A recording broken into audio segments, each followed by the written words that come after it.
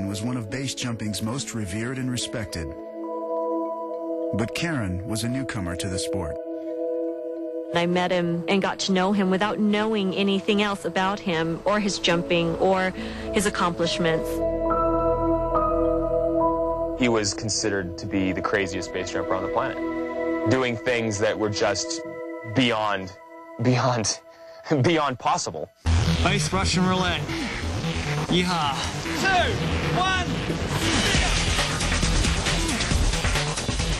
Dwain Weston was one of the first jumpers to introduce aerobatics to the sport.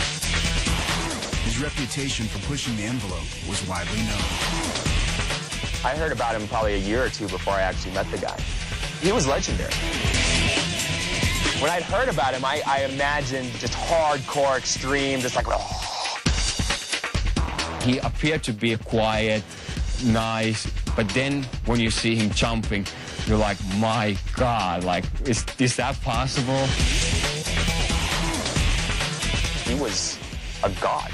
I mean, it was like, here was Dwain, here was everybody else. I mean, he didn't even have a close second. He still doesn't. Jeb and Dwain met in 1998, and as their friendship grew, so did base jumping. The sport exploded from its underground roots. Exhibitions sprang up all over the world. Jeb and Dwain quickly became crowd favorites, pulling jumps and moves never before seen. He definitely helped me, like, learn through this sport and do things better. I actually thought it was insane. I'm like, I'd never do something like that. And then within a year, I was. I mean, he was crazy, and there's no question. Today is a good day to die, blah, blah, blah. But he was crazy in a good way. He did very powerful, very dangerous, very incredible things. But he was very calculated. I kind of idolized the guy. He was an incredible human being. Yahoo!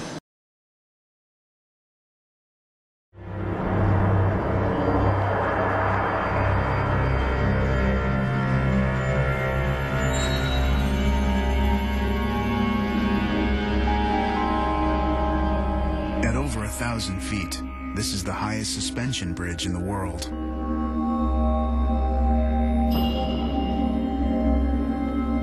In October of 2003, Jeb Corliss and his friend Dwain Weston came here to conquer the Royal River Gorge.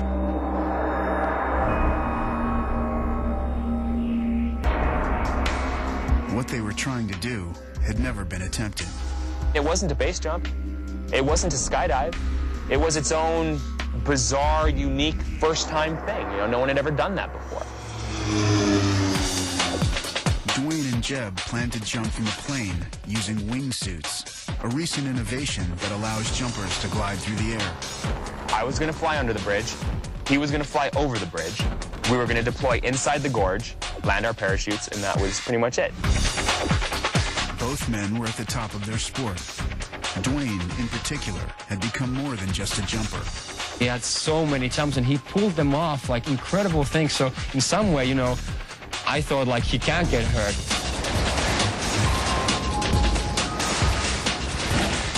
Dwain was one of these guys that you looked at, and it's like, he's indestructible.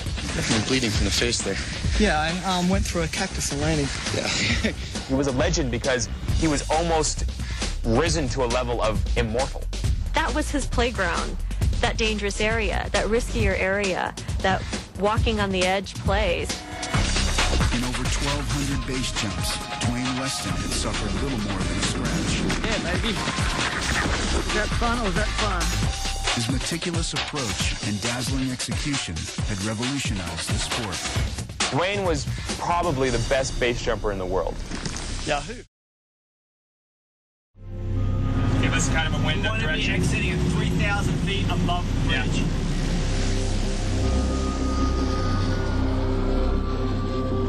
I got a phone message from him, and he said he was being safe and having a good time, and he said, I'll be home tomorrow night, back in your arms, and that was the last message that I got from him.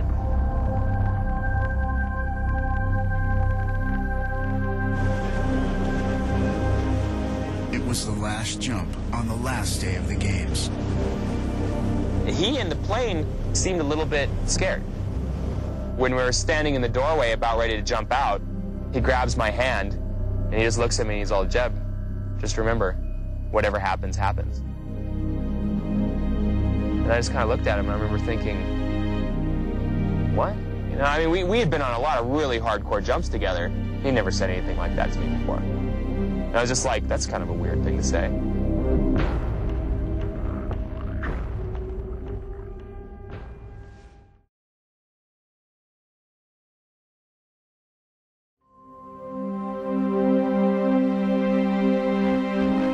Dwain hit the bridge at 120 miles an hour.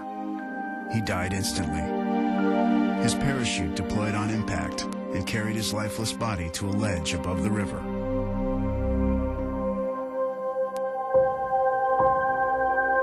As much as Dwain and I talked about death and the possibility of losing each other in the sport, nothing can fully prepare you when it actually happens. I remember it like it was yesterday, you know, and I don't think it's something I'll forget very soon, you know. He wanted to skim that bridge by just a few feet, you know. If he had tried to miss the bridge by 50 feet, or if he tried to miss the bridge by 100 feet, he would have been fine. He always wanted to cut it as close as he possibly could. Why did you have to push the envelope in an area that you weren't an expert in? I was a little bit upset about that, but in the end, ultimately, it kind of comes full circle, and I couldn't stay mad very long. Any anger I felt was so short-lived because that was just kind of who he was, and I loved him deeply for that.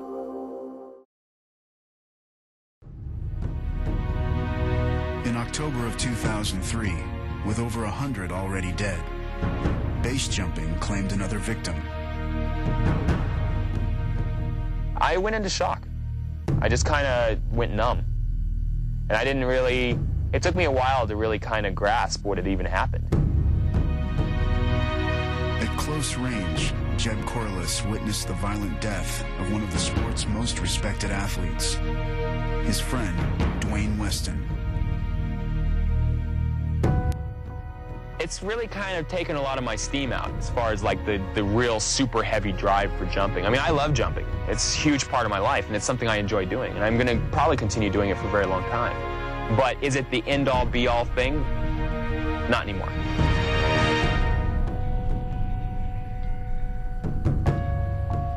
I think about him every day.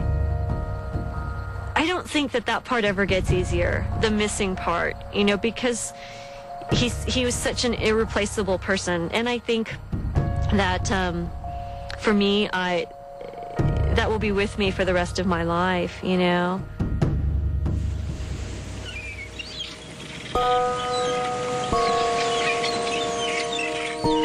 Even base jumpers knew that the ocean was his church, and so we had a memorial in Malibu.